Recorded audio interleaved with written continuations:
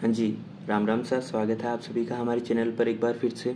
और आज से हम इंजीनियरिंग मैथमेटिक्स के लैप्लास ट्रांसफॉर्म को स्टार्ट करने वाले हैं और इसी तरह से इंजीनियरिंग मैथमेटिक्स के सभी टॉपिक्स को कवर करेंगे, उनके बेसिक से मॉडरेट क्वेश्चंस को अप्लाई करके।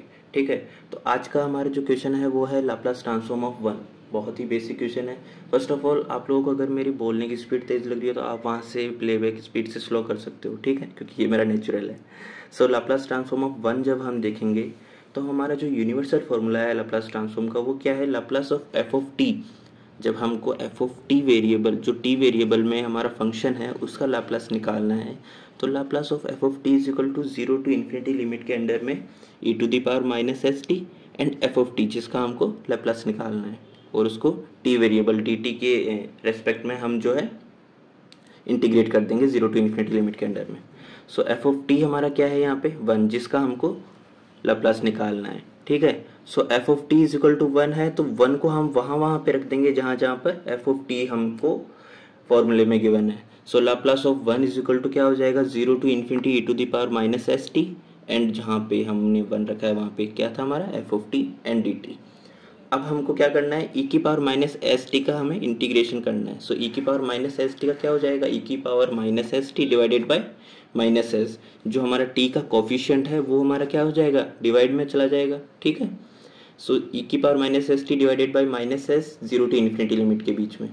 अब देखिए क्या करेंगे, -1 अपॉन एस को हमने बाहर निकाल लिया एज इट इज़, और ई की पावर माइनस इन्फिनिटी जब हम यहाँ पे एस की जगह एस को कांस्टेंट रखते हुए जब टी की जगह पे रखेंगे हम इन्फिनिटी एक बार और एक बार 0, तो हमारा आएगा ई की पावर माइनस इन्फिनिटी और फिर माइनस ई की power 0, upper limit minus lower limit.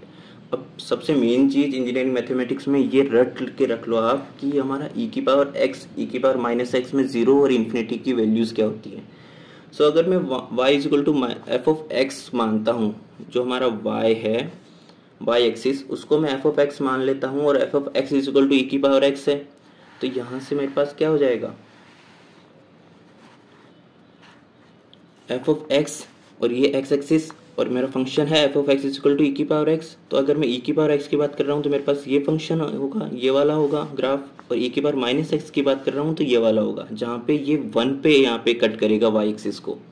यानी कि ये अगर मैं एक्स की वैल्यू जब 0 रखूँगा हमारे फंक्शन में, ठीक है, ई की पावर 0 की वैल्यू क्या आ जाएगी, 1 आ जाएगी। यानी कि हमारा क्या हो जाएगा, ई की power 0 f of x is equal to 1।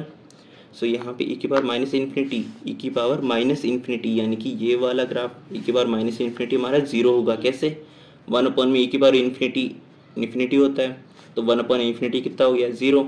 और एक और चीज़, ई की वैल्यू याद रख लीजिए आप 2.71828। ठीक है, अब यहाँ से मेरे पास ई की पावर माइनस इन्फिनिटी और ई की पावर 0 की वैल्यू चाहिए थी मुझे, तो -1 अपॉन एस जो हमने बाहर रखा था उसको बाहर ही रहने देंगे और अंदर हमको वैल्यूज पुट कर देनी है। तो ई की पावर माइनस इन्फिनिटी तो क्या हो गया, 0, ई की पावर 0 क्या हो गया, 1। सो 0 माइनस वन आ जाएगा यहाँ पे, मैं -1 को मैं बाहर मल्टीप्लाई करूँगा तो लैप्लास ऑफ 1 मेरे पास क्या आ जाएगा, 1 अपॉन एस, जो कि बहुत ही बेसिक सा है एक फॉर्मूला जिसको आपको याद ही रखना है। ओके, मिलते हैं हमारे नेक्स्ट वीडियो में। Bye bye, take care.